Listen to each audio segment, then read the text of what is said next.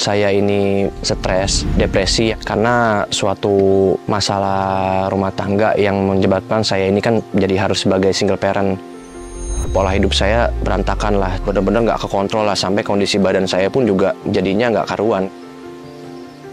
Otomatis saya juga ya harus move on lah gitu dari keadaan. Jadi saya langsung olahraga, ya namanya awal-awal itu kan pasti berat ya kan. Cuman ya karena motivasi dan support yang kuat, jadi saya bisa terus konsisten.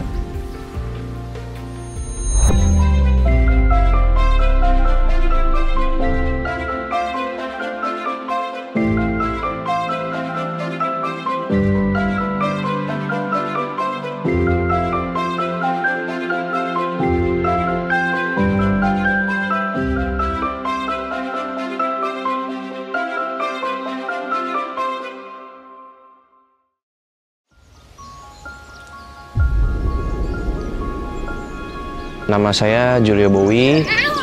Saya sekarang berumur 30 tahun. Profesi saya sebagai pekerja di sebuah perusahaan dan saya juga kepala rumah tangga. Saya punya anak. Saya sehari-harinya ya bekerja dan mengurusi rumah tangga.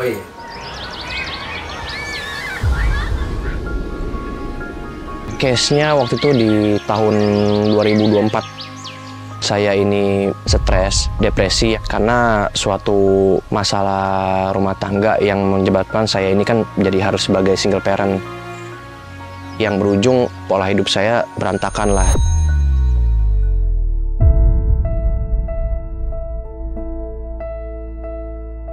Saya makan nggak dijaga, junk food saya makan, habis makan junk food saya bisa ngemil goreng-gorengan juga, saya minum yang manis-manis, minum alkohol juga, jadi benar-benar nggak kekontrol lah, sampai kondisi badan saya pun juga jadinya nggak karuan.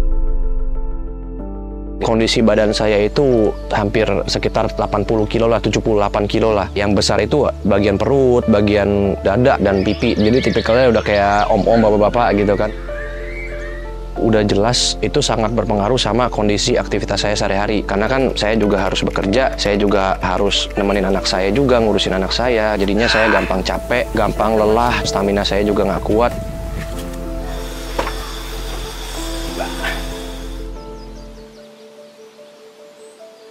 Kira-kira waktu kondisi depresi itu saya sekitar 5-6 bulan lah. Pada saat kejadian itu yang memang di tengah lagi hancur itu, yang membuat saya tetap harus bangkit dan tetap semangat, itu udah jelas anak saya sih. Karena saya melihat ada kebahagiaan yang bisa saya dan anak saya terima gitu kan. Jadinya saya ngelihat harapan itu, ya itu yang membuat saya jadi semangat buat bangkit.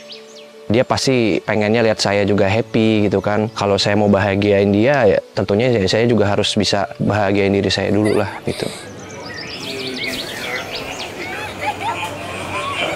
Di umur saya yang masih segini ini, kondisi badan saya ini udah kayak om-om gitu kan, udah kayak bapak-bapak ya kan. Ya karena memang dari kelihatannya dan gaya hidup saya ini yang sangat nggak sehat ya gitu kan. Otomatis saya juga ya harus move on lah gitu dari keadaan.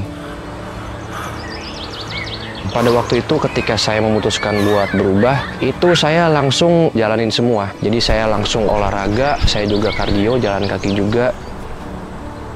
Tantangan waktu dalam perjalanan ini sih lebih ke konsistennya sih. Karena kan membiasakan diri dari pola hidup yang lama ke yang baru itu kan sebenarnya nggak gampang ya. Yang saya rasakan pada waktu itu ya jelas ya namanya awal-awal itu kan pasti berat ya kan. Dari badan yang biasanya kita manjain, tiba-tiba kita langsung paksa olahraga, angkat berat. Perubahan fase itu yang jadi tantangan buat saya juga gitu kan.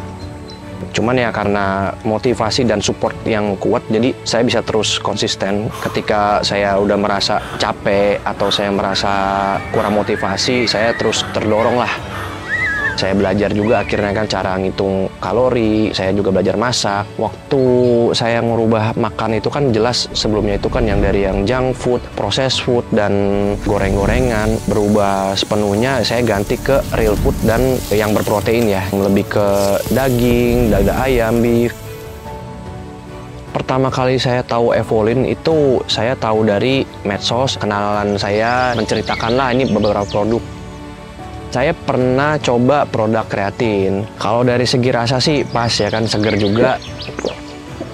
Sama whey-nya. Untuk rasa whey-nya sendiri rasanya juga manis dan nggak enak. Yang saya rasain energi saya bertambah. Terus kedua ya recovery saya juga cepet. Saya ngerasain setiap harinya itu kan pasti badan berproses ya. Badan saya semakin hari makin kuat, perubahan badan saya juga makin terlihat. Ketika saya udah berhasil konsisten selama 3-4 bulan itu ya saya merasa ya saya ada hasil di situ kan. Dari aktivitas badan saya kan biasanya dari bangun pagi aja itu saya udah susah karena badan bawaannya lemes, nggak ada tenaga.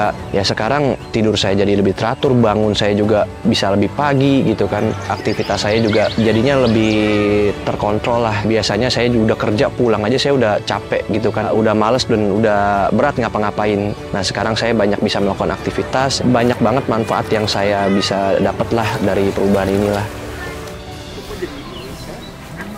Kalau peran anak saya sendiri justru dia sangat mendukung ya, karena namanya anak kecil itu kan dia mulutnya ceplas-ceplos ya. Ya papa ayo nge-gym gitu kan, kalau nggak nanti papa gendut lagi kayak dulu, jelek kayak dulu kayak gitu kan. Jadi saya pun untuk konsisten gym dan ini anak saya sangat mendukung sekali ya. Kita jalan bareng, kita olahraga bareng. Olahraga di komplek itu biasanya kita bisa ya jalan, kadang kita juga berenang dengan fasilitas yang ada aja di komplek.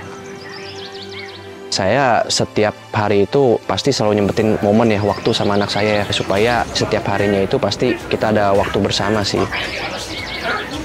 Momen yang dia ucapin yang bikin saya terharu itu ya ketika dia pengen lihat saya bahagia lah gitu. Saya sehat terus buat dia pengen yang terbaik buat saya. Itu yang bikin saya juga jadi mellow lah.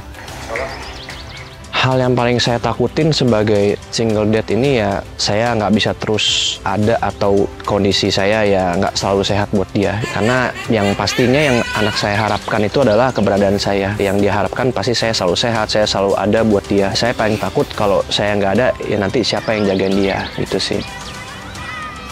Selama perjalanan ini setelah saya ngeliat perubahan sih ada momen saya ini ya nangis dan ya amazed aja gitu kan. Ternyata saya sudah berjuang dan udah sejauh ini. Hal yang paling saya syukurin dalam perubahan ini udah pasti ya dari hasil yang saya terima, yang saya rasakan lah gitu. Jadi badan saya ini bener-bener jauh lebih kuat, lebih fit. Saya juga nggak habis-habis stamina saya gitu kan. Jadinya saya merasa lebih strong lah. Dari tampilan juga saya merasa jadi lebih pede, jadi jauh lebih confident lah secara pribadi gitu.